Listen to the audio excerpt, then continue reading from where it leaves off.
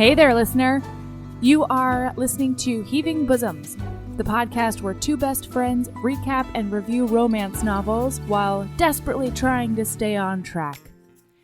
This week, we are finishing up The Unleashing with all of the sexy times you can handle. There's a trip to Valhalla. There is a magical goddamn dog. Buckle up. Let's do this.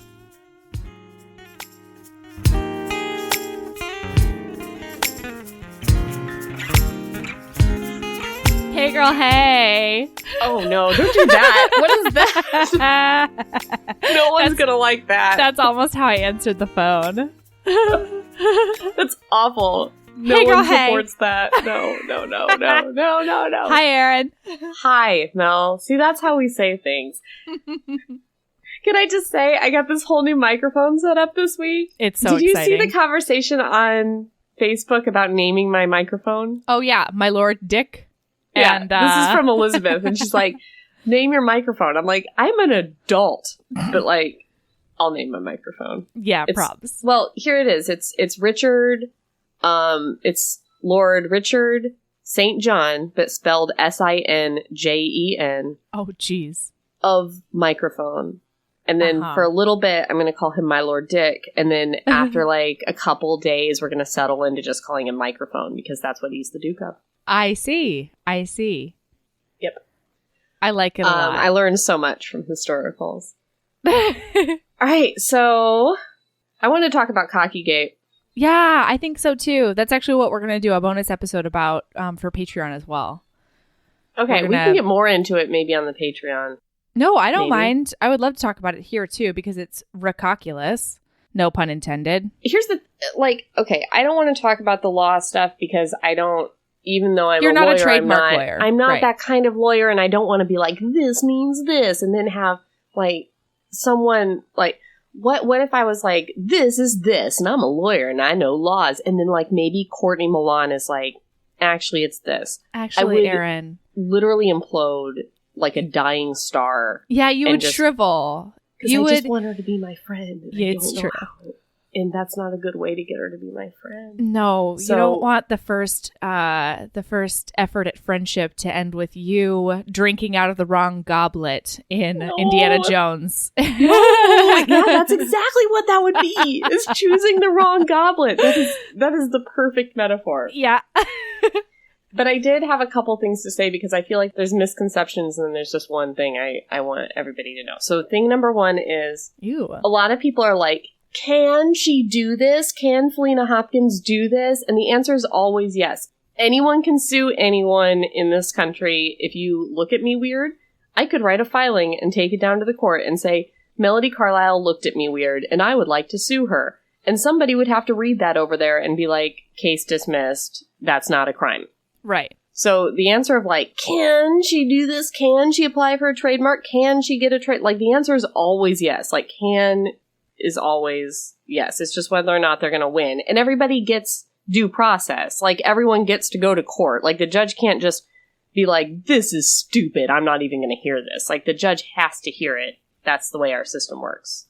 Just wanted to say that. Absolutely. I think like when I text you back in all caps Muppet style going, can she do this? Like what I mean is, could this possibly go her way? No, it's not even, like, I've seen a lot of Twitter be like, I can't believe the judge is even hearing this. There's a lot of people on Twitter that are like, we can't believe this even made it to a courtroom. And it's like, well, it had to make it to a courtroom. It's not completely frivolous. She's not saying these defendants looked at me weird. She's got a legit thing that can go to court. She just might not win. And so a lot of people are like, oh my God, there's a hearing? Does that mean it's, she gets this or that? And no, it's just, that's how it is. Does that make sense? Yes, that makes a metric fuck ton of sense.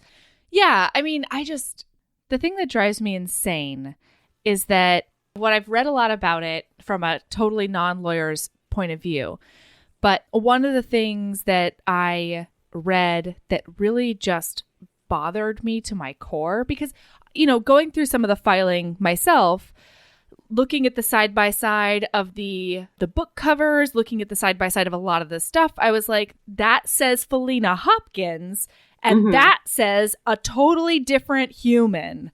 Right. I don't understand what the question is here, because the fact that I want to read these books, the fact that I'm even looking into them, would probably lead someone to believe that I am, in fact, at least halfway literate. Right. And I can read the author's name on the book cover. Right. But her claim is that romance readers are so dumb that they can't. And that's where she gets really stuck, because she has to say, we're so dumb we can't tell these books apart in order to win her claim here. Or her suit. Well, and honestly, that's one of the things that makes me most nervous, because this is going to be imbued with all of my assumptions about judges and courts and people in power and like the people who are going to be viewing all of this stuff.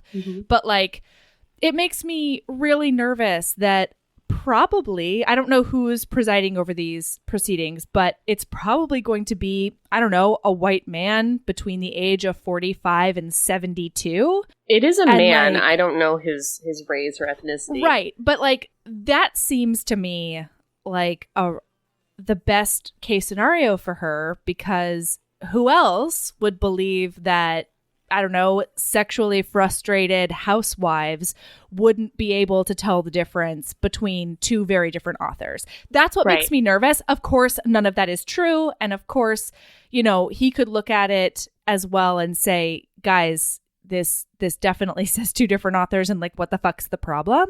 But it does make me nervous just because of, well, I mean, there's been so much coming out recently. There was another author that went after romance writers, you know, saying that the whole genre is not good fiction, like it's not even worthy of discussion and all of that sort of thing. So it makes me nervous that has to be one of the cornerstones of her argument, just because I think it bolsters all of the misogynistic views that people have about romance as a genre and romance readers in particular. Right. Have you read the transcript? No, I haven't. From the hearing? So we're recording this on June, what is it, 3rd? It is the 3rd, yep. Yeah. So they just did the injunction hearing, the preliminary injunction hearing. So I read the transcript that Courtney Milan had made. That's so great that she like spent those dollars and did that. And the judge seemed to, I would be very optimistic about this judge's. Good. He made a lot of comments that were like, oh, it seems like these are very sophisticated. And part of his denial of her injunction claim was like, I don't think these readers are that dumb. And he said some things that are very, that were very good. I don't know the right, uplifting, optimistic. Okay. I don't know. Sure. I read it and I was like, oh, he gets it. He understands that we're not dum-dums. He understands that they're the dum-dums. And you can tell this by their filings, because her lawyer, like, it was just replete with typos and grammatical errors. And, like, the romance writers, lawyers, I get that they're all technically romance writers, but you understand what I'm saying. But here. they're like, the good guy lawyers were like, had some great briefs, good filings. All right, so the second thing I wanted to, that's the first thing. Sorry, guys, we're in this for the long haul. The second thing I wanted to say was, there's also a lot of Twitter stuff about, well, it's the same kind of thing. It's very, like, dismissive of, like, there's no way we lose this. Like, this is going to get laughed out of court. Don't worry about it, blah, blah, blah. Which is partially true. I think there's a lot of reasons to be optimistic about this. But I think also, I've been accused of things that I didn't do as a lawyer. It's kind of part of being a lawyer. You know, somebody who's involved in a case gets mad and is like, you know, she probably rigged the system, or, you know, like those just frivolous things that you know that you're going to come out on the right side of. But when it's going on, it's the scariest thing in the world that you're being investigated for something, even if it's crazy. Like, these claims are sometimes like, she rode a dinosaur to court. You know, it's stuff that's definitely not true, but it's still so scary when you're in the middle of it. And I think that some of those comments demean how horrible it's got to be sitting in the chair of the 3 people, well, now 2 people involved in this lawsuit. Oh, of, like, completely. Being accused of taking Felina Hopkins books and plagiarism, basically, or, you know, just copying, or not being a authentic author with your own ideas, and that's gotta be, and pouring all your money into this thing and having to sit in court and listen to somebody say that about you and know that while it's probably going to go one way, it could go the other way and ruin your whole career. I feel like some of those comments aren't taking into, they're supportive, but they're also kind of like, don't worry about it. And it's like, this is really, really, I can't imagine how stressful this is for them. I cannot imagine either. I would not be sleeping. I wouldn't be a person if I were on the other side of this, because it's also, I mean, it's attacking their livelihood. It's attacking their identity as people, as professionals, as humans who probably have integrity. You know what I mean? Like, and it's a real serious possibility that the people involved in this are not going to be able to use their pen names in this lawsuit. So they are going to get outed. I don't know if that's the right word, but revealed as their real names. And for whatever reason, they wanted to hide those real names when they started publishing books. And it's maybe not going to happen that they get to keep their anonymity. Yeah. So I just wanted to say that because when I've been in that situation before and people are like, oh, Erin, why are you even worried about that? Why are you even stressed about that? Like, don't worry. Like, this is going to get laughed out of court. And it's like, those are supportive things, but they're also like, it's like a misunderstanding of how horrible it is. Does that make sense? Yeah, absolutely. And I think it can definitely feel invalidating if heard at the wrong moment.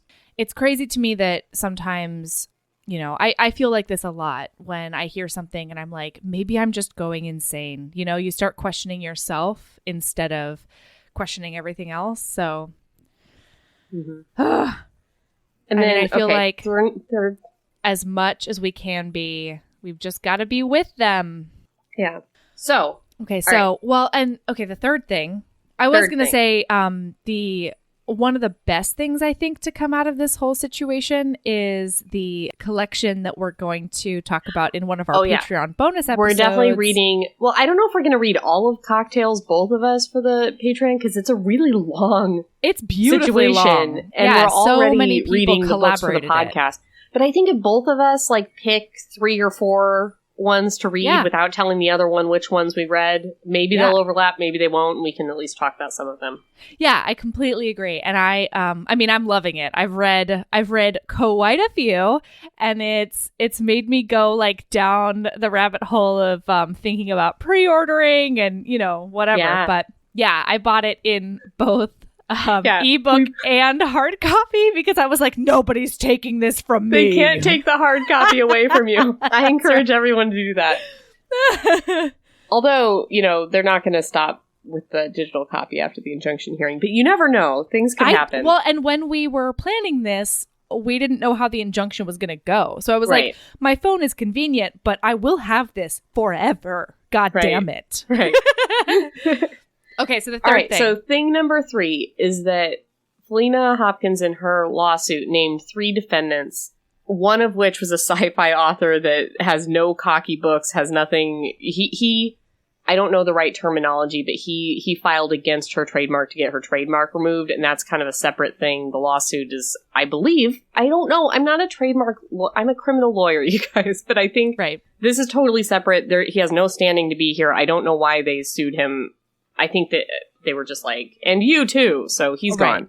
And then the other 2 are Tara Crescent, who actually has books out that she says resemble her books. That makes sense. Mm-hmm. Not that she ought to be sued, but it makes sense that she's on the list. Yes. And then Jennifer Watson, who I believe was a publisher or a publicist for the Cocktails book.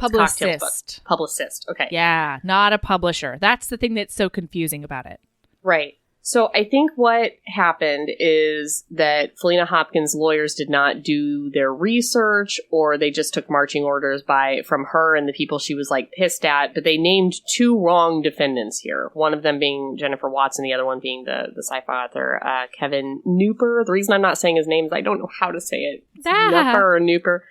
But so when these original filings came down and they accused Jennifer Watson of being the mastermind of the Cocktails anthology, what happened was she was not actually one of the masterminds. She just kind of helped publicize it. Yeah. And what our dear sweet angel, what Penny our fucking Reid did, girl. I just want to make sure everyone knows this. Penny Reid was the mastermind behind the Cocktails anthology. If you're a Shark of Awesome, you know this. Like, she's the one who had the idea. She put it out. She kind of did some workshopping with the sharks. And she wasn't named in the lawsuit. They incorrectly named Jennifer Watson. Right. Penny could have just stayed quiet about that. And faded into the background. Yeah. And maybe they could have come back and sued her at a later date, but on this original filing, on this original complaint, she was not named, so she didn't have to get dragged into this. What she did was she filed a brief that was like a I am Spartacus sort of brief of like, don't sue Jennifer Watson, sue me instead, I'm the mastermind. And so what's likely going to happen here, I don't know, if I'm Lena Hopkins lawyers, I'm throwing this thing out and I'm starting over because I've named 3 defendants and 2 of them are wrong. But Jennifer Watson, I would assume, isn't going to be part of this suit much longer, and I expect Penny Reid to get added. And that may have happened anyway, but I think it was extremely brave of her to raise her hand and say, no, it's me. Right. And then also in that brief, she said that she desperately wants to keep her anonymity, and she doesn't want her real name dragged into this because of her career as a, I believe, biomedical researcher. Yeah. Well, and her children. And her, the whole thing. Yeah. But I don't know that that's going to happen for her. I don't know anything about those laws. And then there was that really fucking vindictive, awful filing that was like, here are the 18 reasons that Penny Reid should have her real name outed. Right. And it makes me extra livid because here's the thing. Penny Reid, she saw an injustice that was happening and masterminded this thing and got together this amazing group of authors to each contribute a short story or a prequel or whatever they wanted to this thing. And every single cent of net proceeds for Cocktails, the anthology, is going to the defense of these mostly indie authors who can't afford to go down the legal rabbit hole and all of the billable hours that's going to include. Yeah. I mean, part of that might be problematic. The Hopkins side said that creates a conflict of interest for those lawyers in their filing. I don't think it does because you're always getting paid by, in my mind, I feel like you're always getting paid by your client, so you always have an interest in your client winning. Yeah. I feel like it would be a conflict of interest if those lawyers were on the other side and they were getting paid. Then they have a reason to like phone it in or pull punches. So I don't know if that's really a conflict of interest, but they're saying that it is. So hopefully that continues to be the case, that they get paid that way. But yeah, I thought this was extremely brave that she raised her hand, and she's maybe, at least in my federal practice, I'm not super optimistic that she's going to be able to keep her anonymity. I don't know anything about those rules, but I don't know. Usually, well, at least in federal criminal law, it's just children and sometimes victims. Yeah. So anyway, I just thought that was so super brave. And my best analogy of that is in Jurassic Park when Dr. Ian Malcolm takes the flare and just starts running and is like, I mean, okay, listen, Penny Reid's a genius. Like, Ian Malcolm, not really great because he kept running even though he threw the flare. But he's going to get eaten by the dinosaur, and he knows that, but he did it to save, the kids and stuff. And I really, even though I don't think she's going to get eaten by the dinosaur, I think they're going to win. Yes, absolutely. But it just shows her strength of character and the strength of her convictions. And I really, really do hope that they will respect her privacy. Yeah, I do too. I mean, I don't think that using her real name is anything that should be shameful, but or dangerous or anything like that. But no, it's her decision. It's if she wants to do comfort it, zone. Right.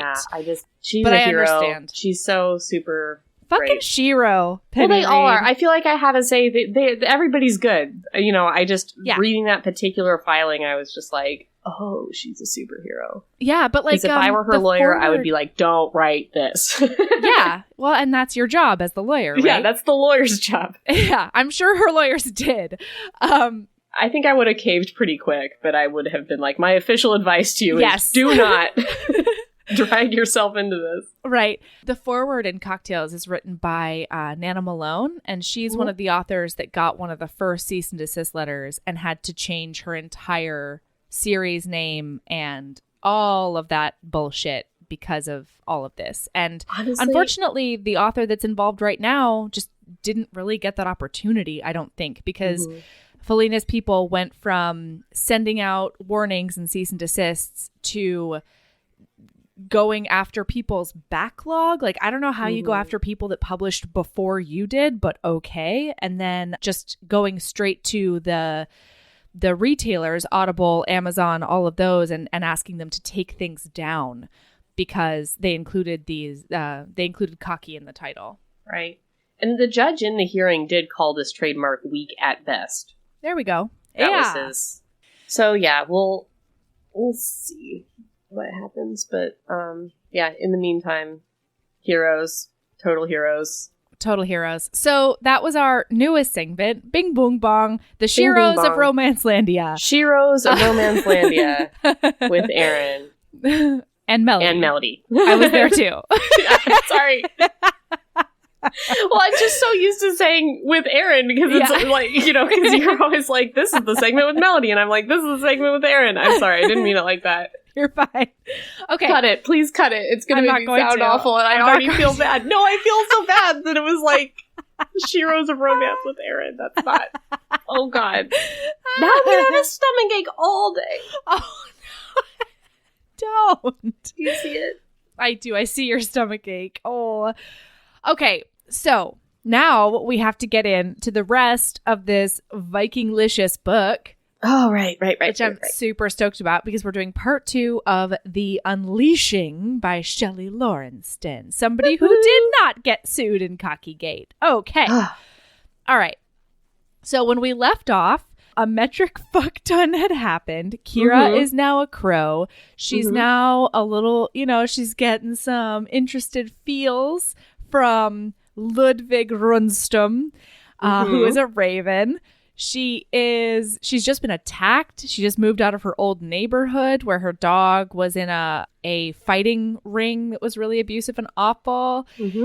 Everybody thinks that the crows are behind all of these thefts. They are not. And everybody knows that something is about, like, everybody, like a bunch of different powers are trying to on. Powers is converging to bring back something ancient and strong and unheard of, but nobody knows what it is. Other things you've missed, there's 9 clans. Each clan has 50 people with first and last names that you don't need to know. And those are just the West Coast chapters. Yes, in the rest of the books, they have parties where they bring in like people from the East Coast and Japan. And I'm sure there's like cameos of like, you remember this guy from book 1. And you have to be like, no, I don't. Like, this is too complicated, Shelly. Okay, so so what just happened was one of the protectors or one of the silent? Which one was it? The silent. The silent came to her. That's one of the clans, came to her apartment and like tried to get her to tell them who she is. And Vig nearly curb stomped one of the guys. And she was like, no, don't kill him. Yeah. I'm a Marine and I was going to shoot him, but I don't want you to curb stomp him. I'm irrational. That's how she said that. And here we are now. Okay.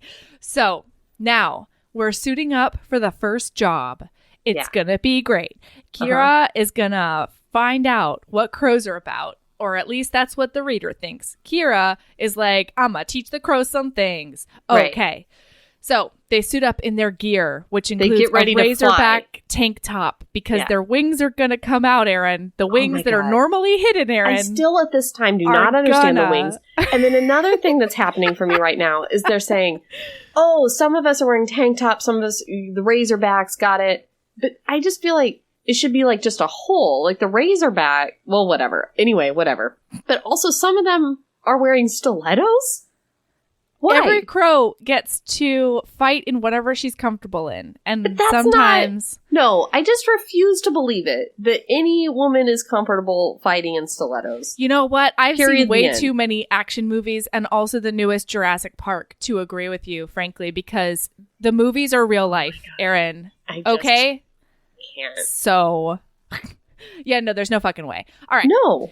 So they get ready to fly. Guess who can't fly because no one Kira's taught her? like, my wings came out, but you bitches haven't told me anything about flying. And they're like, no one taught her how to fly. Well, then come up to the roof. And she's like, yeah, that sounds like a really great idea. Like, she just doesn't even question it. Like, this is the part that I'm like, Kira, darling, you can learn how to fly from the ground. Okay. Like, what do you think they're going to do? She acts so surprised that they toss her off this roof. Can I tell a story? Oh, I would love that. Did I ever tell you about combat water survival? Ooh, I'm going to say it wrong. Water survival combat course that I had to do. Oh, God. That sounds horrible. I'm at basic training, and we suit up, and they walk us to a pool, and they're like, today's water survival day, and you're going to have to pass all these water survival tests. And you're scary like, stuff. I didn't sign up for the SEALs. Right, yeah, but it's not. It's scary stuff if you're, like, a person, but it's not, like, hard. Like, they have you, like, walk a, like, high dive with your gun above your head blindfolded, and you just gotta, like, walk off the end. Like, that's scary, but it's not like you don't have to be some kind of muscle man to do it. That kind of stuff. Or you, like, jump in the water with all your gear, and you sink to the bottom, and you gotta get all your gear off, and you gotta, like, fly. You gotta swim under a parachute. They put a parachute in the water, you gotta swim under it to the other side, so you don't freak out, like, and get tangled up. And you got to do a thing where you swim with your gun above your head. I don't know. That doesn't sound I think that's it. You know what? That's the hardest one because you only got the one arm and you can't get your gun wet. Blindfolded off the high dive. No. Sorry, it's everybody. Scary. No, and I talked to another guy who went to a way more HUA basic training than I did, and they warned him when he was about to... They were like, step 1, step 2, step 3, and you're off. And that's a lot easier. For me, they're just like, walk forward. I'm like, anything could happen. But you don't want to hesitate either, because if you hesitate, then you might trip, or whatever. But anyway, that's not the story. The story is this. They line us up, and they're like, okay, who can't swim? And the first rule of Army is never volunteer. Never raise your hand in Army, no matter what. Oh. And so I'm like, well, I've never, like, I don't really know how to swim. Like, I don't know how to actually swim. I can just kind of, like, float and tread water. Sure. I have a high body fat content, so that really helps. So I was like, I'm just gonna, like, chill. And they're like, if you can't swim, line up over here next to the pool. And I was like, nah, I don't want to volunteer for anything.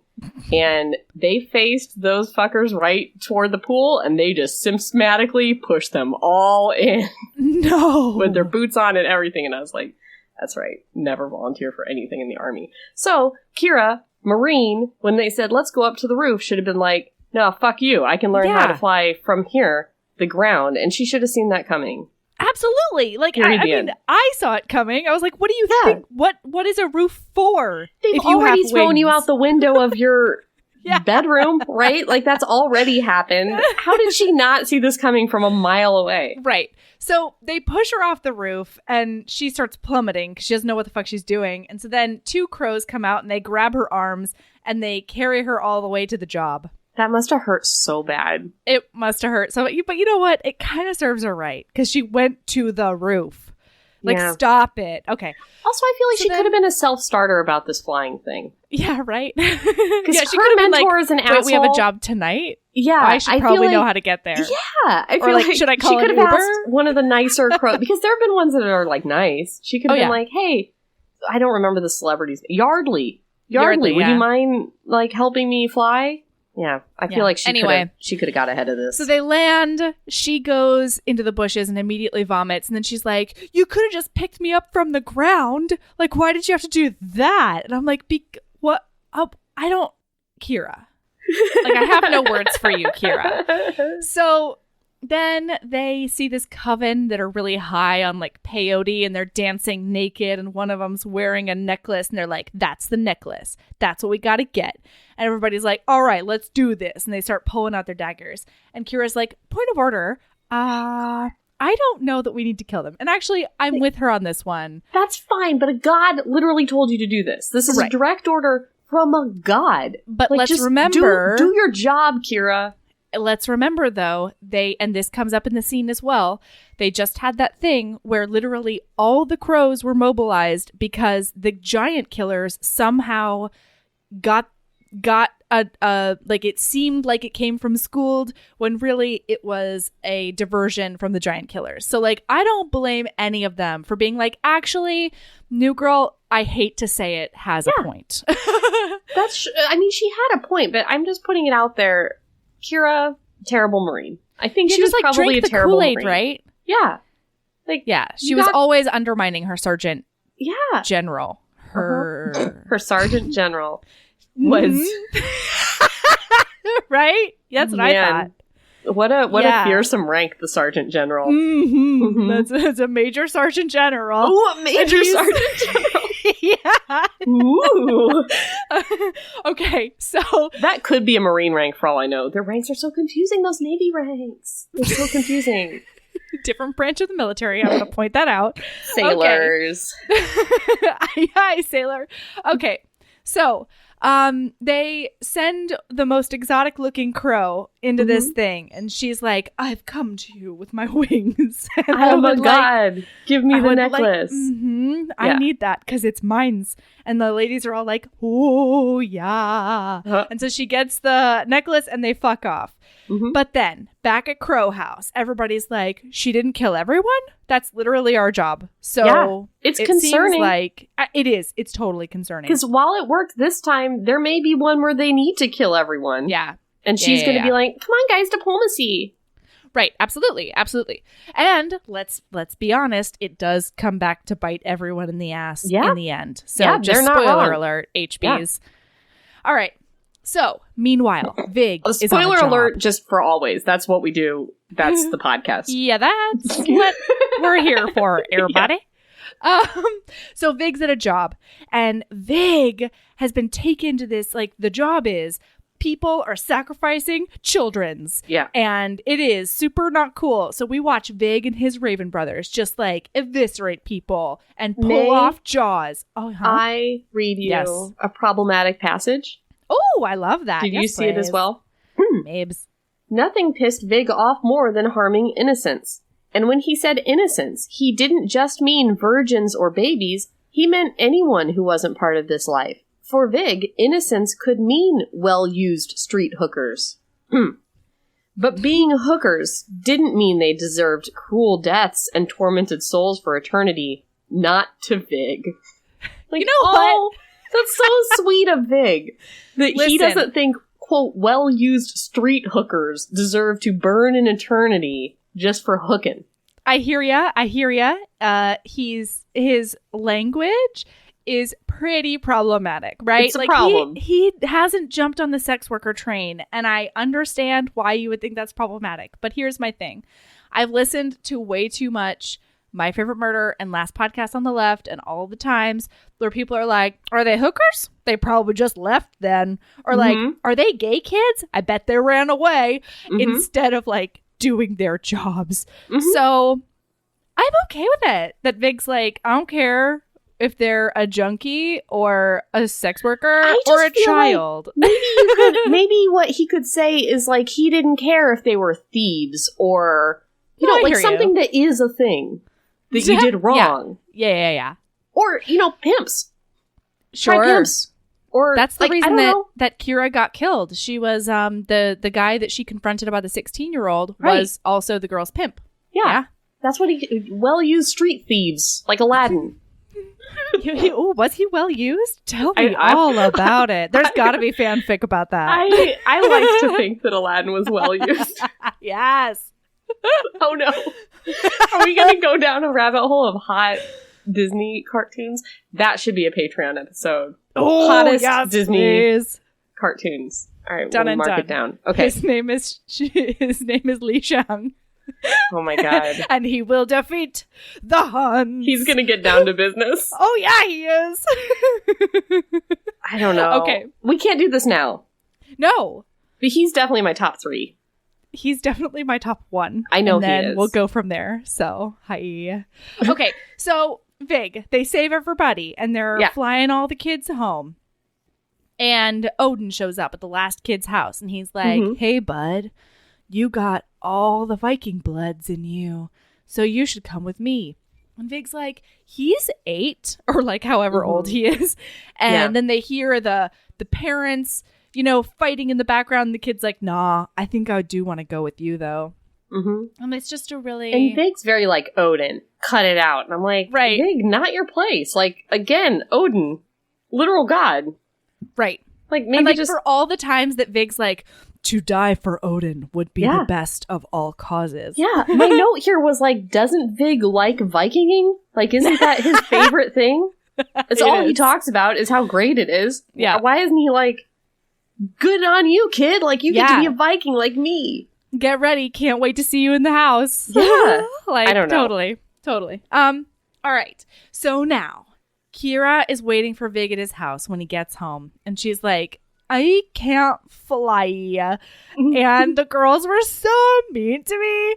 And I saved a bunch of witches, but I'm honestly not sure it was the right thing to do because they also had some really good points.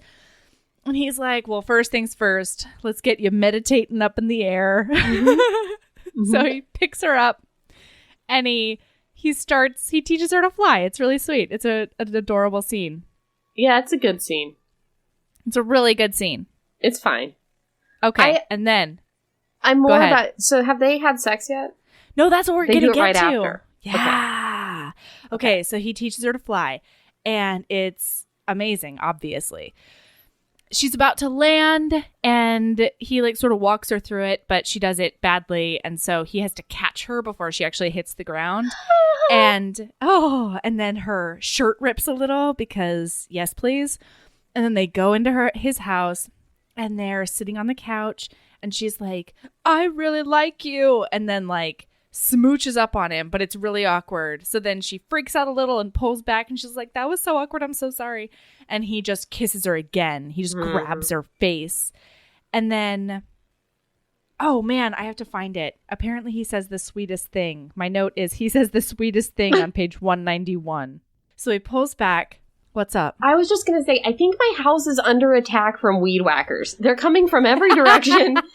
And listener, I'm sorry if you're just like, what is that crazy humming in the background? Because it's from like all sides and I don't know what to do. No, it's fine. Okay. Yeah, it's probably not even something I'm going to be able to take out in post, but that's what totally I'm saying. Fine. So I feel like the listener is like, does she have an actual lawnmower in her room right now? Because that's what it sounds like in here, and I don't know what to do. Is Erin a low-key beekeeper, is our question. Oh my god, I could never be a low-key beekeeper. I could only be a high-key beekeeper. You would be the highest I would be always talking to you about my bees. And honestly, that's the way you have to do it, because apparently it is a really, really delicate ecosystem, and I could never be a beekeeper because I am not about those details. My hairdresser is a beekeeper, and it's all we talk about. It's so interesting. Her bees didn't like the queen anymore, and they murdered the queen. Get it? They kept the queen on one side of the hive, and they started laying more queen eggs on the other side of the hive and like distracting her. She wasn't even old. They just didn't. She was just a bitch. And then they got one to hatch, and then they murdered her dead. Beehives, y'all. God. Beehives. Okay. All right, amazing. Go. Okay, so he pulls back because they've been making out a little bit. And Vig looked deep into her brown eyes. He wanted to make sure they understood each other completely because he didn't want regrets later. Kera, listen to me. I wish I could tell you that if we did this, I was going to be patient and warm and sweetly charming. I can't. I don't know how. And I've wanted you too long to pretend I can start now. So if this isn't what you want, tell me. Tell me and go. And know that nothing changes between us but please tell me now before we go a step further. And then Kira's expression turned angry. Vig wasn't sure. And this is where I started highlighting. Yep. What? She demanded. What are you talking about? He says, I'm trying to tell you. Oh, shut up, she snapped, shocking Vig into silence. 18 months and you barely say a word to me and now you decide to be fucking chatty? She shoved his hands off her face and stood, walking around the couch until she stood behind it, glaring at him. Kera, shut up, she pointed at him. I don't want to hear your bullshit. Of course she didn't. What made him think that she wanted... It cuts off. Just get your clothes off, she ordered with clenched teeth, and meet me in the goddamn bedroom. When Vig sat there, gaping at her, Kera tore off the rest of her already ripped tank top and threw it in his face. Now, she bellowed like a pissed-off drill sergeant. Vig watched her disappear down the hallway, her stomping feet shaking his small home. Vig briefly closed his eyes. Thank you, mighty Odin. Vig grinned as relief flooded his entire body. And then, guys, it's on. It's TM. on, TM. We'll send you a cease and desist if you say it's on from here on out. Don't you fucking dare, everybody. No, that's our thing. That is no longer in your lexicon. That's our thing. So in fact, if you said it 5 years ago, we're still coming at you. I'm Google searching the shit out of that phrase, and you better be ready. And we've trademarked it in Arial, Times New Roman. Uh-huh. Courier New. Calibri. Calibri. We are not fucking around. Yeah, we're not fucking around with this It's On trademark. All right. Okay, so here's what's up. Now, they go into the bedroom, and it is like a frenzy. She's standing on the bed, which I love. Like, she couldn't just stand beside the bed. Nope. She gets up onto the bed. It's so good. Her boots won't come off. He takes a blade out of his nightstand and cuts her boots off. We all love it. It's really only one that couldn't come off because he cuts both of them, and she's like, I don't think the other one needed cutting, but I was cool with it. Yeah, completely. So then their clothes start coming off, and it's a whole thing. But once he like grabs her pants and panties and helps those off, she can no longer be contained. And so she just leaps at him, wraps herself around him like a spider monkey. TM, I added that too. Don't worry. Good. And then he tosses her up against this dresser. She is into it. Talons come out. Oh man, she's like scratching the shit out of him, talon wise. Yeah. Once he penetrates her, she's like, just do it. And he's like, don't fucking worry about it. Yeah. So her talons come out. It's a whole thing. It's good shit, frankly. She comes against the dresser. And then she's like, oh, I realized he hasn't come yet. And so he throws her down on the bed and he's like, grab your ankles. And she's like, anything you say. And they both come together. It's so good. Yeah. What? I want to say 3 things. The first thing is, wow, they stopped to get condoms, today, which I don't understand. My note was, what? W-U-T. Because they're both dead. No, that's not true. Can they get pregnant? Yes. She can get pregnant. Yeah, there's a whole thing. That's why her sister's like, Odin's not going to like this thing because you can't have Viking babies with her. You told me that last episode. Got it. Got it. All right. Yeah. The second thing is the writing of this sex scene did not work for me. I can understand where it just was too short. It was like I liked it, but it just was like over in the blink of an eye. Yeah, okay. Yeah, there wasn't a lot of like, it was just like wham bam, which I liked as a sex scene, but it's like the writing was also very wham bam, and I was like, no, give me more. No, describe to me all the wham bam. Right, like part of this, it literally says, and then her pussy got wet, and I'm like, but how? Like, what did he do to make it that way? Like, tell me. Yeah. And then this was where I learned that the wings go all the way in. Oh my god. Because she sneezed and her wings flew out. And he's like, wait, you're we're gonna not have there to yet. This we is are right not after. there yet. Oh, yeah, okay, we're not okay. there yet. I'm god sorry. Damn it. Okay, it's in the same scene. Okay. So but I wrote a note that said, oh, like they go in all the way. Because I'm a dummy. Okay, right. So especially since you had to come at Vig with his well-used street hooker terminology, which again, I totally understand. I do have to point out all of his Viking feminism. So here we go. All right. As he came, his cock claimed ownership of that which Vig knew he could never truly own because it would always belong to Kera.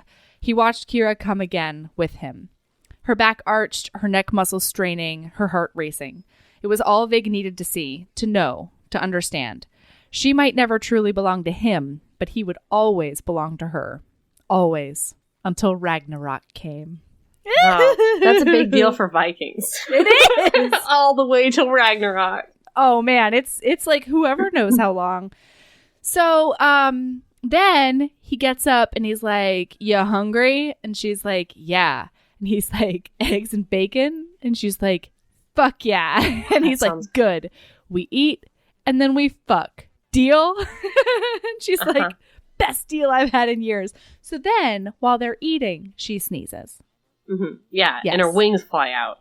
Right. And he's like, you're going to have to be careful about that, because if you sneeze in a Macy's, like, you know, it's going to be a problem. Because you pull your shoulders front ways to make them fly out. And then that's when I understood that they go in all the way. That they are retractable. Right.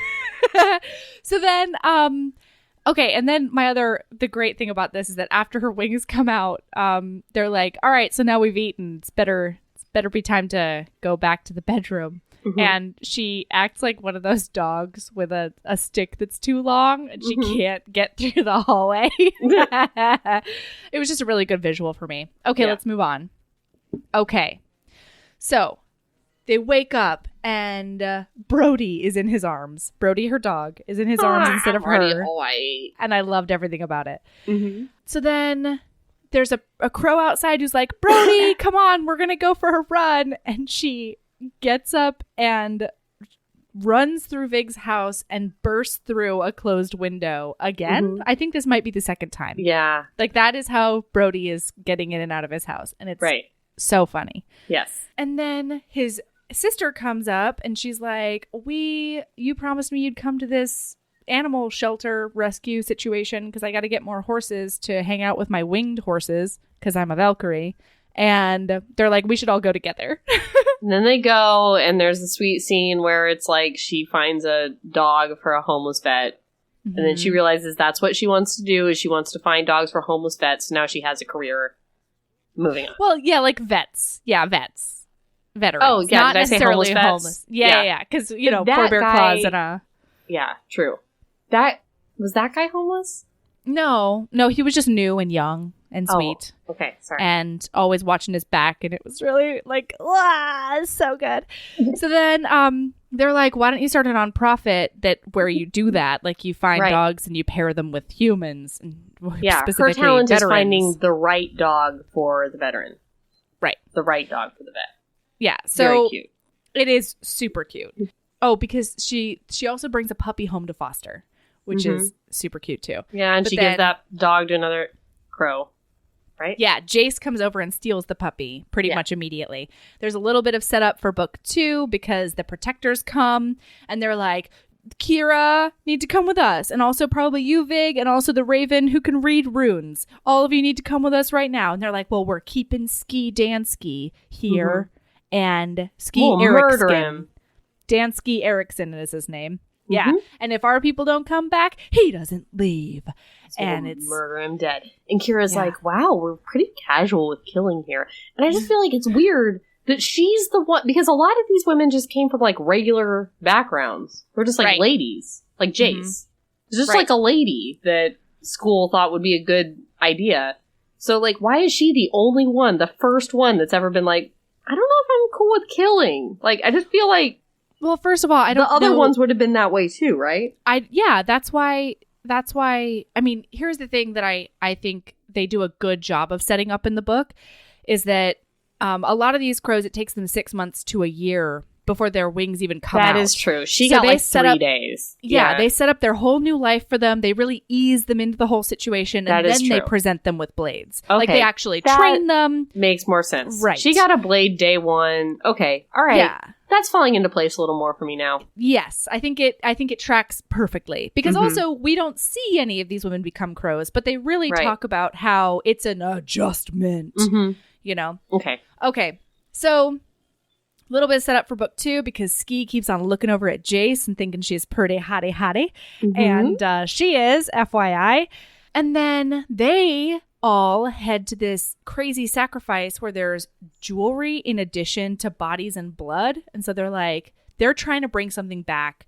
The runes are like making the guy who reads runes like have a migraine and like fall over. Like, it's powerful shit. Nobody knows what's happening. Okay.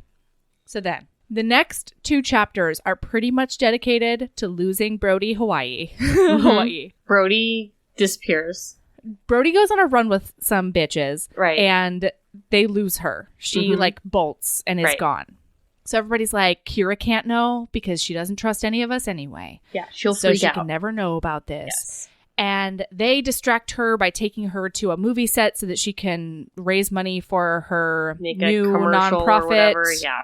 And then the rest of the crows are looking for Brody. Meanwhile, don't forget about the neighbor next door. She's still suing them. She's still there. She doesn't like them. She's still annoying. There's a lawsuit. Doesn't like them. Yes. Just remember those tiny details. Yes. Okay. So then, Jace. Yes. They can't find Brody anywhere, and Jace talks to Stieg, who is the hero in book 3. She's like, what do you think is going on? Like, if you were a dog, where would you go? And he was like, I would go home. So they head back to the old neighborhood, you guys. And this is where we find out some intensely excellent things about Skoold's vision and philosophy about crows of any species. Because she didn't just kill Brody and bring her back, y'all. She brought her back as a crow. She's a motherfucking crow. She goes back to the place where they were making her a pit bull fighting dog, and she fucking rips them all to shreds. Now picture this beautiful, majestic 100-pound pit bull with crow wings, these black, silky, gorgeous crow wings that are retractable. That are completely retractable, because let's review, she looked like a dog this whole time. Yes. And then a steel covering comes over her muzzle so that she's got metal jaws. Murder teeth. So many murder teeth. These guys are just like, what the fuck? This is crazy. Because they're all dying. Help me. And the crows Brody's show up. The bitches show up, the friends show up, and they come in and they bar the doors, and because sisterhood of any species, you guys, crows of all types, they stand by the door just with their arms crossed, and the guy's like, help me, and they're all like, they look at each other and like, fuck no, and Brody just eviscerates all of them, and then happily wags her tail and wants to go get Froyo. It's so good. Yes. So that's that. Kera comes back just in time. She never finds out about Brody's escapade. And I don't blame anybody for keeping this from her. Right. Oh, and so they raised a bunch of money for a while. And then Erin was like, I still need to kill more time. So I'm going to take you to my tattoo parlor. That's what Erin does for a living. And I'm going to cover the tattoo of your ex's name on your shoulder. She used to be married to a abusive Navy SEAL. Yeah. And she gives her this beautiful tattoo that involves some Filipino imagery as well as crows. And it's a whole thing. It's totally gorgeous. She also doesn't ask what she wants. She's just like, I'm one of the best tattoo artists in the world. You're going to love it. So sit the fuck down. It's so good. So then there's a job, you guys. Kera puts on her black razorback and she is... It's time for tank tops. That's right. Put on your tank tops and boots, bitches. But then, during the job, everybody's fighting. And it's a really good fight scene. They're there for a bracelet. There's a guy wearing a bracelet, and he's myrtling a lady. And then that lady turns into a demon with crazy teeth and black eyes or something like that. It's a whole thing. And they're like, Kera, murder that demon. Murder up the demon. And she's like, I'm supposed to kill people over a bracelet? And we're like, yes, Kera, you are. Skoold the god who brought you back from the dead solely for this purpose has said, kill this dude. Do it. And she's just like, I don't know. And she hesitates and he gets away. And everybody is pissed. So angry. And I don't blame them. No. So, there's almost a new girl coup. People are real concernicus. I get it. And so she goes to Vig for help or for comfort. And they sleep on the couch together. And it's real sweet. I don't know about that. Why? Vig's huge. Have you ever tried to sleep on a couch with a man? It's not comfy, cozy. And there's a bed right there. Small. What's the deal? Yeah, she's not that small, though. She's got huge ass thighs. Everyone talks about it. That's the other thing. This heroine has huge thighs. Powerful thighs. Good stuff. When they're talking to her about what career she's going to have, most of them are like, I want to be a famous actress in my second life, or I want to be a model or whatever. One of those easy, highly lucrative fame sort of jobs. And they're all like, Kera, do you want to be an actress? Oh, look at your thighs, though. You're not going to be able to be an actress with those thunder thighs. Everyone comments on it. It's hilarious. It's pretty good. But he's 7 feet tall. They don't fit on a couch together. I hear you. I hear Okay. you. So then the crows show up and they're like, Kera, we need to show you something. So you're coming with us. And they go to see Betty, who is a former, we talked about her last time. She was Erin's mentor. She's a former crow. She's retired. She's a big wig Hollywood agent. And she is the clan's seer. Mm-hmm. So they take her. There's a whole thing about her assistant, Brianna. Remember Brianna? She real mean to Brianna. Oh, yeah. She becomes tangentially important later. Doesn't Or matter. she's the key to the whole thing. I don't know. Question marks abound. Right. Okay. So they come in and Betty's like, take my hand. I'm going to show you some shit. And you guys, I cried. What? I know. No. That's not a real cry. I cried. That's a hormone cry. That is a PMS. That's a cry. That's a cry. Some kind of... Nope, that's not a real cry. Listen, it was too much ladies supporting ladies for me to be okay. It was too much. It was too much. The underdogs getting vindicated against their literal slavers. It was too much. And I cried and cried. So they have like a Charmed-esque... You know, like when you would touch, I think, Alyssa Milano. Who was in Charmed? Is that right? Knows. Yeah, okay. Alyssa Milano was in Yeah, when you would touch that one. I thought she was the one. Was it Rose McGowan? Nobody knows. There's one of those ladies in Charmed that if you touched her, you got to like see visions. Yeah. Yeah. This is what happened. It's like that. And she sees the first crow. The first crow who, P.S., never gets a name. She's always called the first crow fucking millennia later because... She was a Viking slave, and there was this Viking guy who had sewn a piece of Skuld jewelry into his body, and he'd like won a metric fuck ton of battles as a result because he's using the power for badness. And Skuld's like, hey, yo, Valkyrie, I want that back. And the Valkyrie's like, you're not my boss. Freya is. Off. And also, you're not allowed to like get on this plane. You're not allowed to interfere. So, nah. So she resurrects a whole band of slaves who are on the battlefield. Lady slaves. And she resurrects them and she's like, use your rage. And they start popping, locking shit out of their body. They come up with the wings and the talons all by their onesies. They just manifest it because they're so fucking pissed and they need weapons. And so they take out this whole army and then they take down the guy. And he was like one of the worst of the slavers. And then they take out his dad because he let the whole thing happen. And it's just so good. And so that's the first crow. And they took Kera here because they were like, she needs to know what she's fighting for, which makes total sense. Like, she knew she was fighting for America, period. So that's what worked for her in the Marines. And it works. She immediately is like, I gotta go.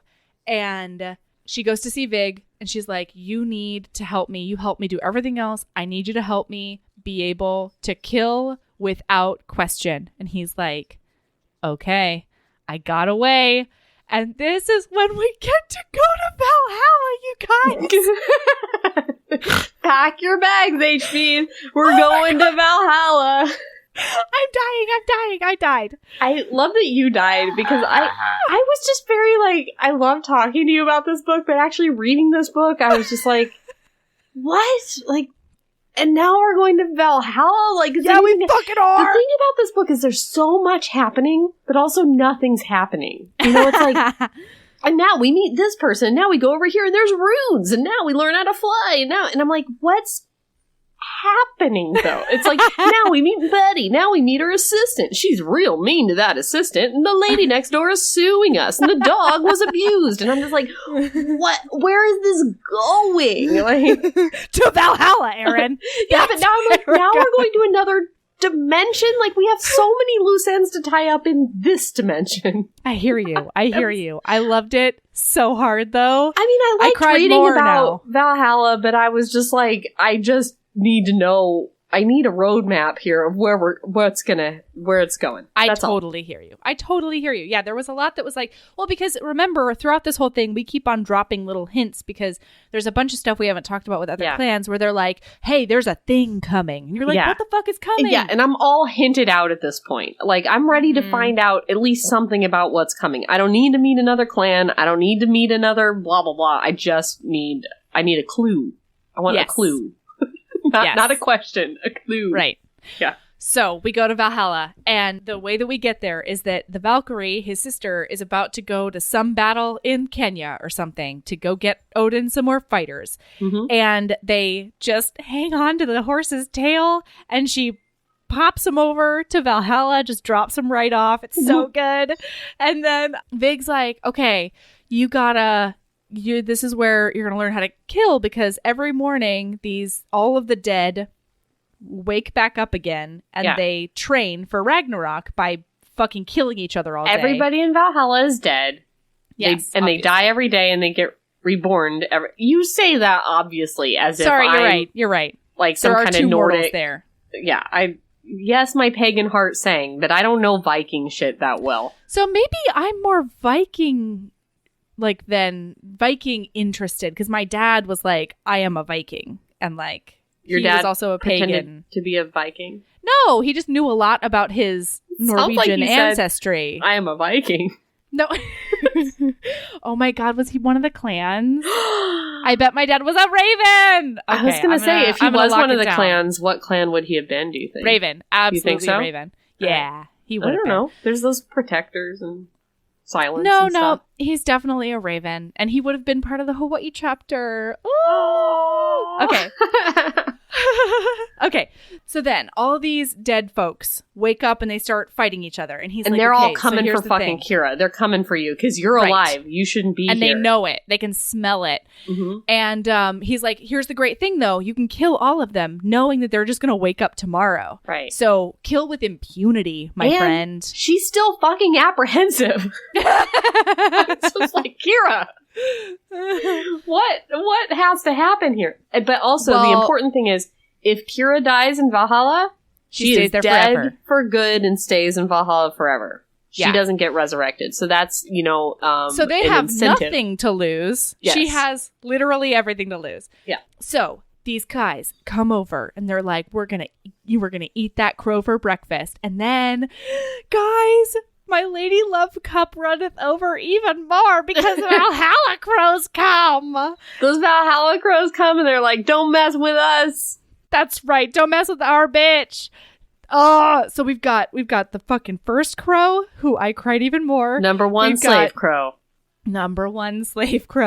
We've got part of the Red Army from World War II. Yeah. She's so funny, and I could hear her Russian accent just so crisply. It was delicious. Mm-hmm. We've got, there's all of these crows who just circle her and they tell her what's up. And they talk about their sisterhood like through the ages. And it's amazing. And so then Kera just goes on a killing spree. Bitch steals a hammer and an axe. Yeah.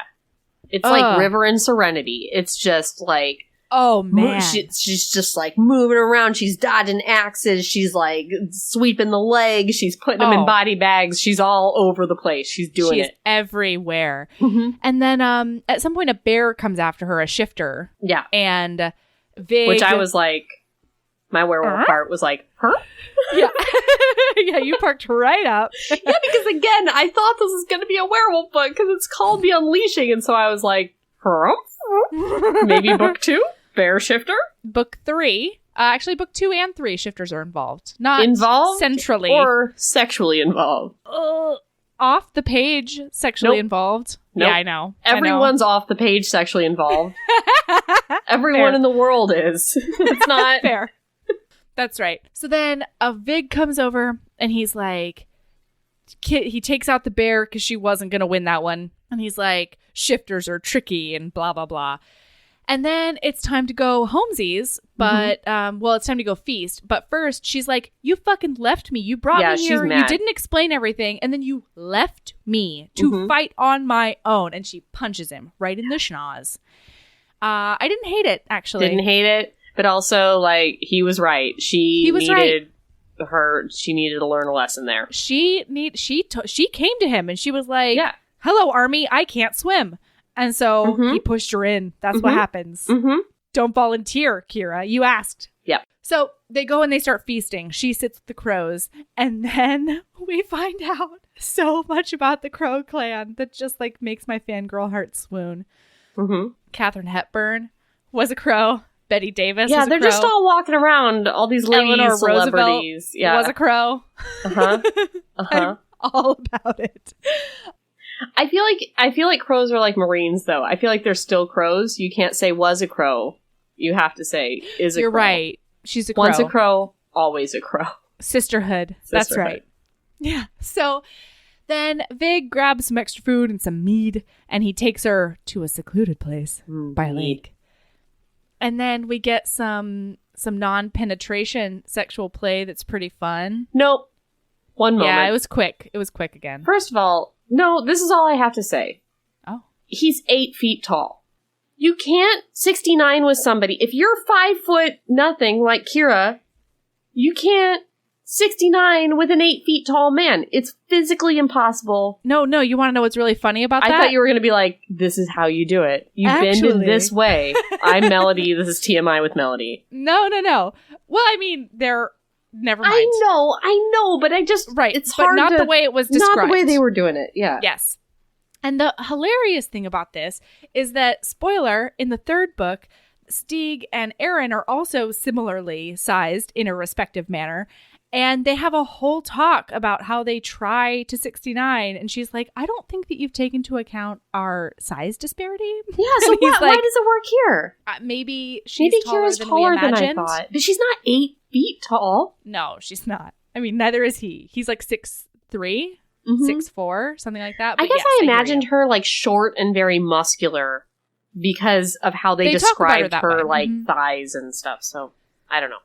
Yeah, but maybe she's like 5'7", you know? It's possible. All these other crows are like model height, so yeah, that could be, she might be short compared to the rest of them. And just built like a brick shit house. Even if she's, because they literally say he's 8 feet tall, so even if she's 6 feet tall, she's still 2 feet away from his dick when like they're trying to do this. I don't understand.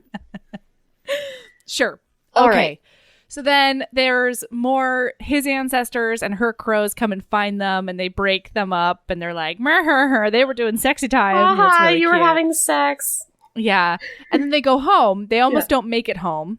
Yeah. But they go home. Yeah. And then like shit just goes down. Then things happen. Oh, wait. No, I'm sorry. When they were in Valhalla, they talked to Freya. Freya comes was up. Like, tell me all the signs about what's happening on Earth. And she's like, jewelry, sacrifices, runes, things, headaches. Lady next door is suing us. All the things. Well, right. And Freya's like, stop talking to me about your human Betty's legalities. really mean to her assistant, Brianna.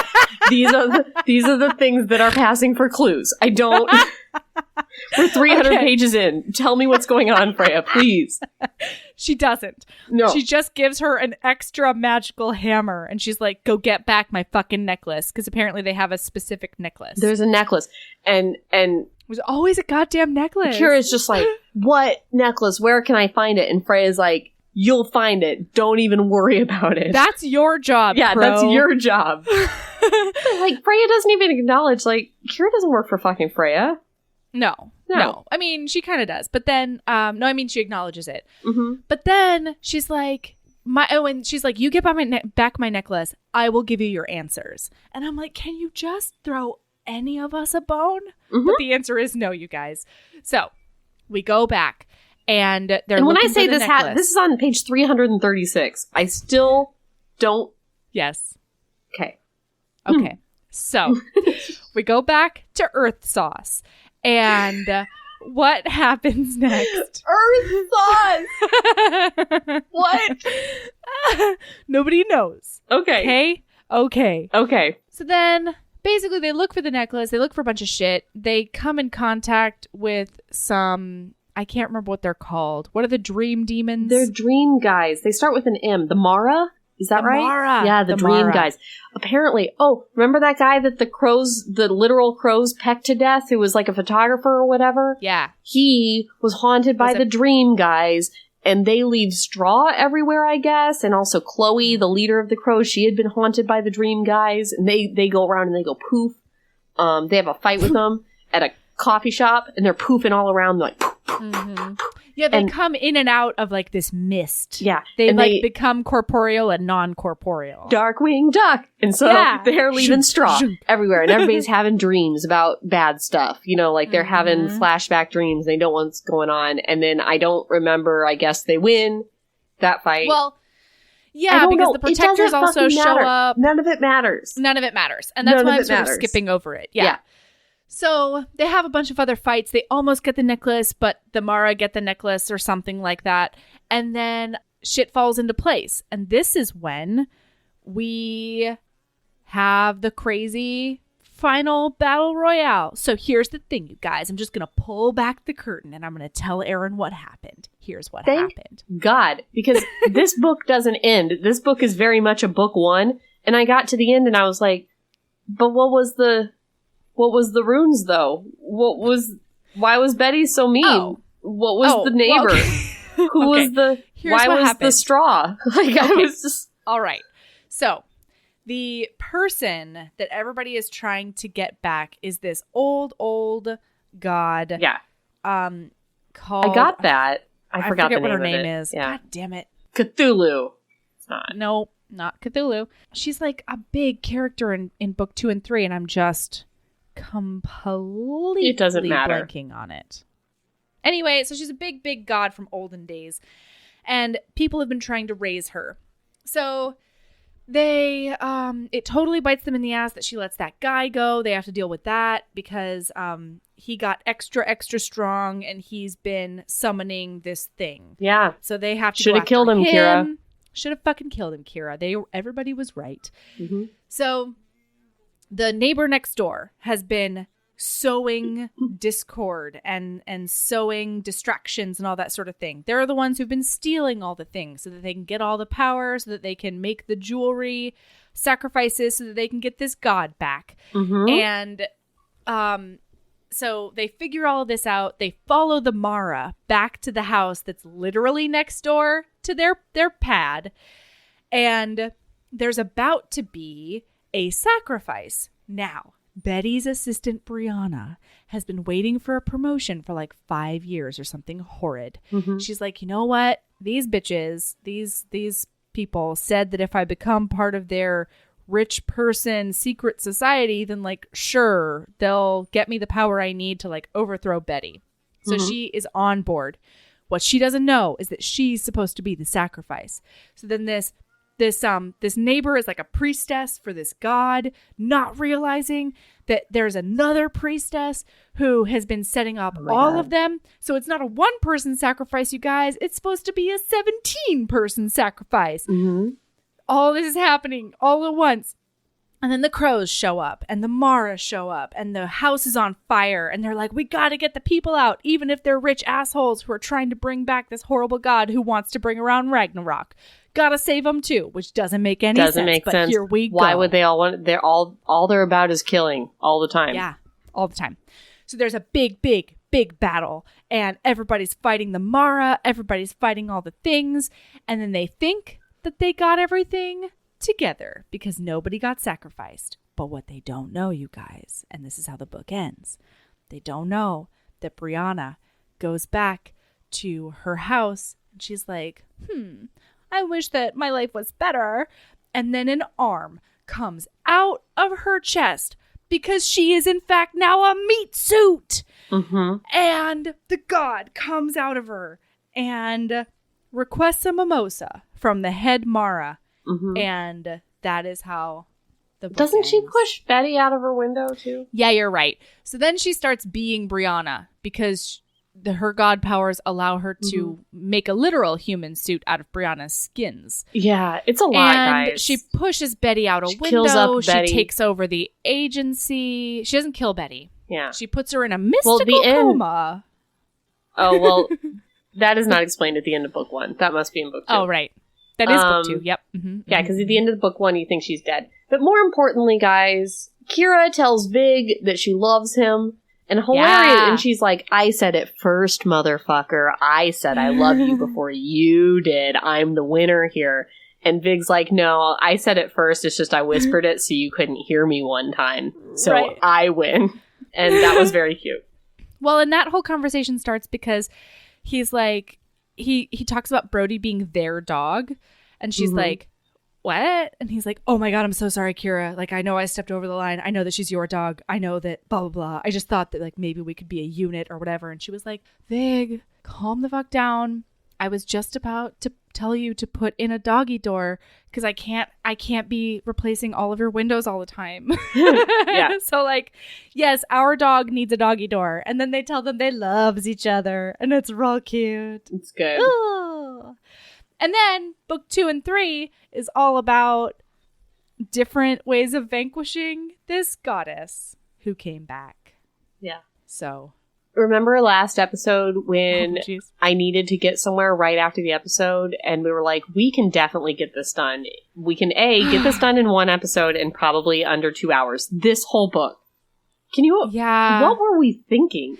Here's the thing. I was thinking that because the romance was almost like a B plot. Yeah. That like we could spend less time on the A plot. But there's no way to do that. None of it works. Yeah, it doesn't work. And this is a romance. Don't think that because we're saying it's a B plot, it's not a romance. It is absolute. No. This is a romance. And I really liked it. I really liked the romance that was in it. It's just that everything else happening is of equal importance when most of the time everything is a vehicle for the romance. And this is not. Like the romance is another thing that is beautiful and happens. But it's not the central thing that is beautiful and happens. Yes, agreed. Yeah. Okay. I would like to challenge us to do a book in 1 episode, though. I know we can do it. It's not going to be the next one. It's not going to be the Court Me Milan. I know. Like, basically, the Duchess War was the first time we realized we needed to do 2 episodes, right? You're right. Yeah, you're right. So, it's not going to be that one. That Virgin Romance Novelist one is pretty short. So maybe it'll be that could one. Be cool. Sorry, guys. We're trying. Yeah. We have 40 in the backlog, so we've got to do this podcast for 5 more years at least. Which is I mean, I'm up for it. Yeah, fine by me. Okay, Erin, do you have a self-love recommendation? I do. Yeah, tell me about it. Yesterday, my friend Nicole was having a garage sale. She lives around the corner. And she said, would you mind coming over and keeping me company during my garage sale? And I was like, yeah, it's okay. So I went over there and Did you buy her house? Did you buy her whole garage sale? No, but her next door neighbor. So she was also like, if anyone wants to add to my garage sale, more the merrier sort of thing. So her neighbors came out. Her neighbors are moving to Arizona, lucky ducks. And they are giving away all of their plants. Well, selling. She has had these plants. I know. You're going to be so fucking jealous. I'll send you the pictures. This lady, this is a retired couple. She had these plants since 1971. Oh my God. I have a 40-year-old jade plant in my house. A 40-year-old ficus. I have some Christmas cactuses that will knock your fucking socks off. Like, it is... This jade plant is no shit, 3 to 4 feet wide. I have always wanted a jade tree. Yeah. Always. Because when they get to be 50 years old, they're fucking trees. Yeah. It's just like a big round knot of stuff. Yeah. It's incredible. Jealous. And she said that she just waters them every 2 weeks, once every 2 weeks, puts a thing of Miracle Grow in the thing, and waters them. I think they're too big to fail. I think it's going to be really difficult for me to kill these plants. I love it. So yeah, and my house there is a straight up 8-foot tall tree in my house now. David was coming home from a work trip and I was like, come to Nicole's house, need truck, bought plants. And I already have kind of a plant problem. These aren't the only plants in my home. I have a plant buying issue.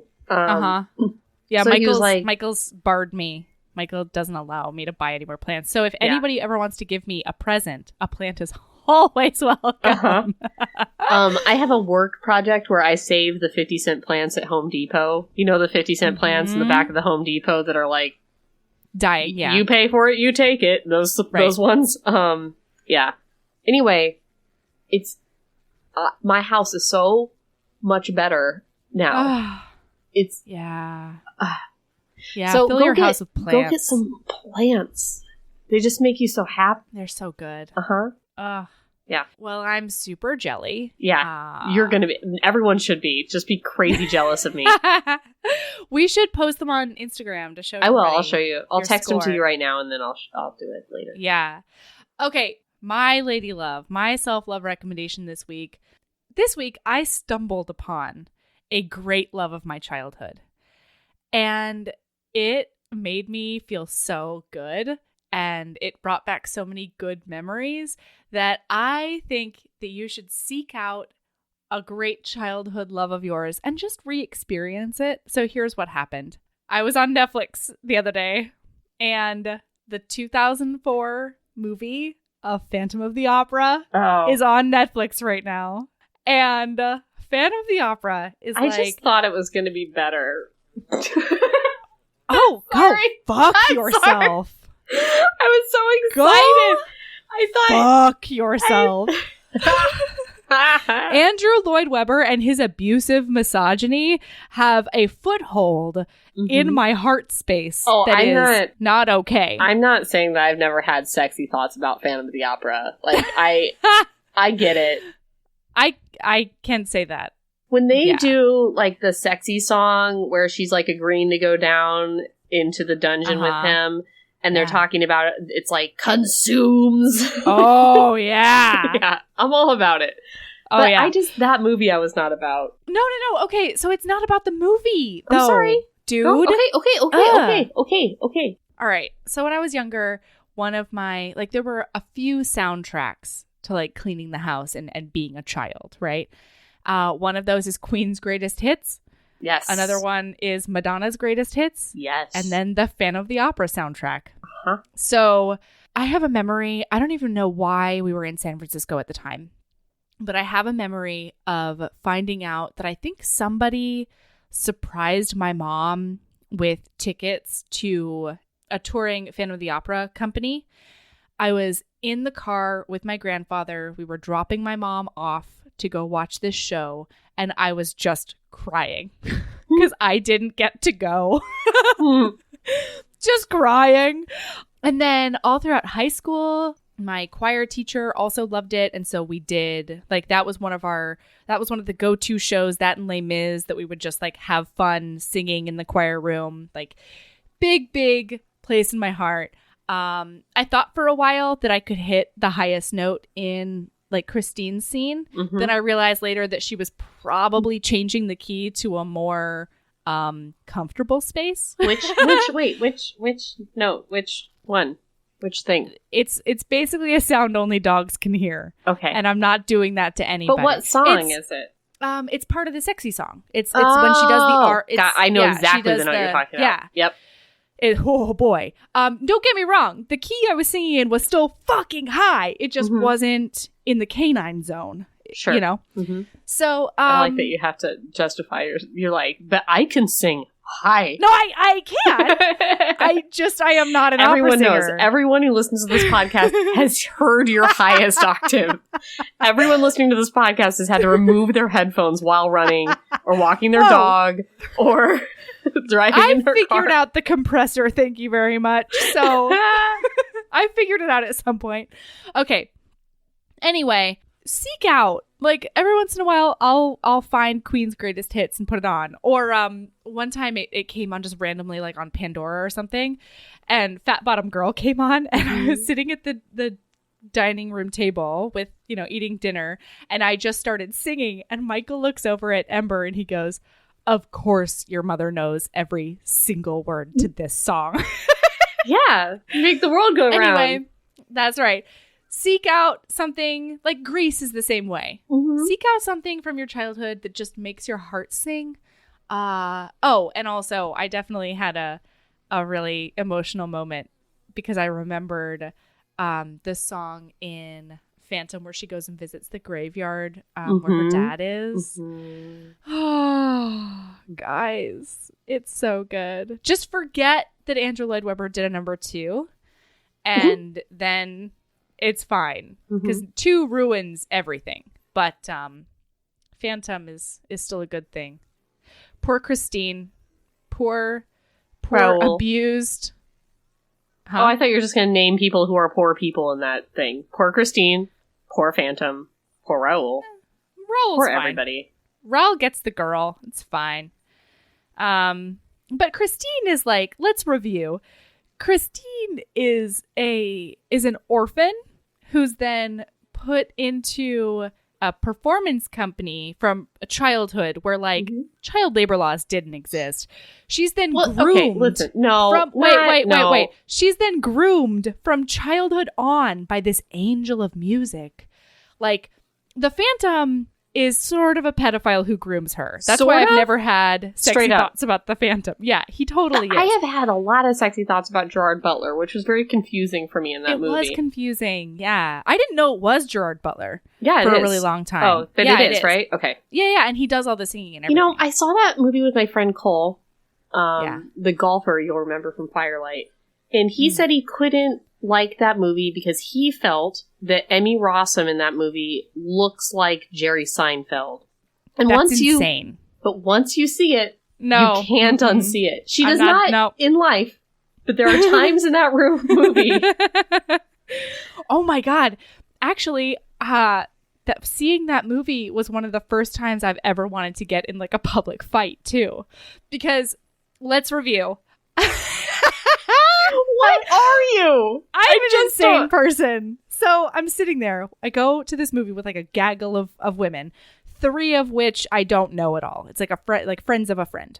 Now I'm replaying in my brain not being able to go see this movie as like probably a 9-year-old. No, younger than that. I was probably 7 or 8. My mom was going to the movie. I'm crying in the car. Okay. So I'm finally like, I'm going to see some sort of production of this show that I love. And it is so exciting. And one of these fucking girls down the aisle from me, one of the ladies I don't know, during the sexy song, like with all the drum and like the, it's very 80s, but it's like still really good. She starts laughing in the middle of my favorite what a bitch. thing. What a bitch. I thought you were going to say she was singing along because I cannot abide that stuff. No, I only do that in private, obviously. People only do it when in I am theaters. the only person in the room. No, not okay. No, but she started laughing in the middle of like the climactic scene, and I nearly got up and asked her to go outside. Like I was not okay. Yep. She nearly got elbows to the face.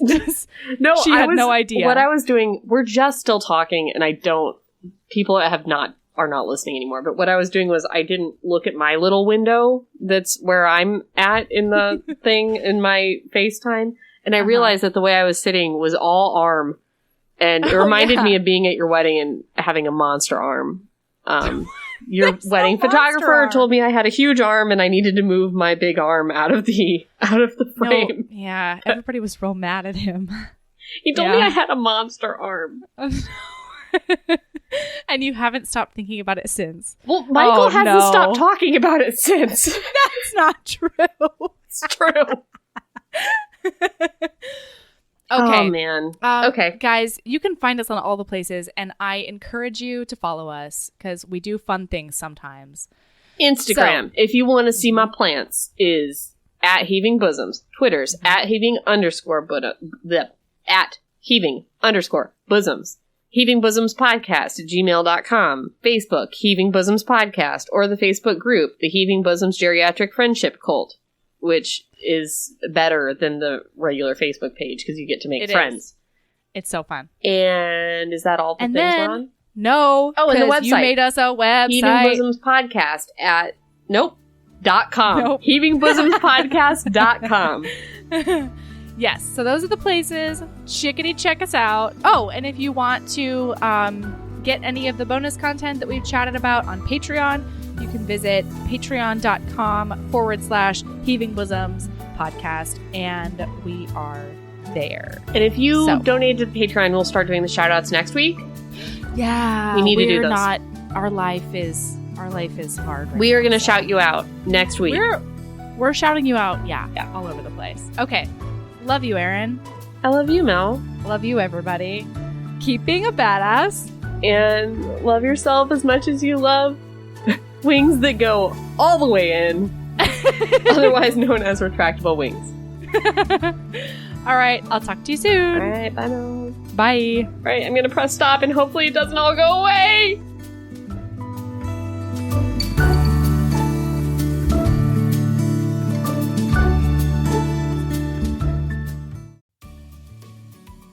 Hey, you. Yes, listener, you. Are you loving the show? If so, please leave a rating and review in your podcast app. The 90 seconds you take to say something nice not only helps new people find the show, but it makes me super smile over at HBHQ. Also, I've had a few people ask, and the answer is yes. We are still doing the 5-star bribe. If you leave us a review with 5 stars, then we'll do whatever book you want. We're real deep into the list, though, so it might be a while. Lilas! Okay, back to the show.